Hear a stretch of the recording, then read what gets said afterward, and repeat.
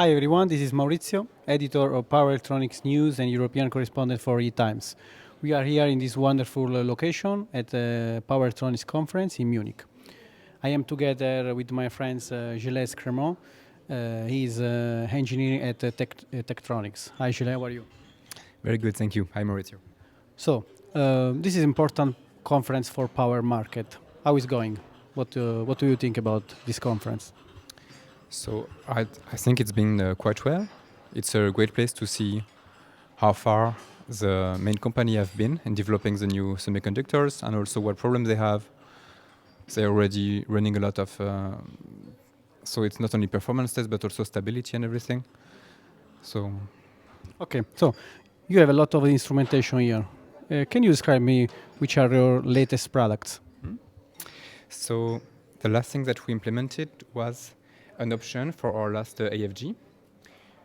So we call it the double pulse. So it's something that you need to generate this kind of special signal with the two pulse in order to characterize the parasitics impedance in your power converters. And so here, as we can see, it's very easy to generate these two pulses. You can see like this. And what is important is that the engineers can set the length and the amplitude of this pulse very easily. So here, let's say, if I think that this pulse is a bit too long and that it should be faster to better represent the dynamic functionment of my circuit, I can just very easily change it. So let's say just 1 microsecond, validate, set it to run. And then you see that very easily I can modify this system, this signal. Yes, thank you. So, which are the main parameters that you can measure to define better the functional power device? So I just asked a customer, and he told me that what you really would like to measure.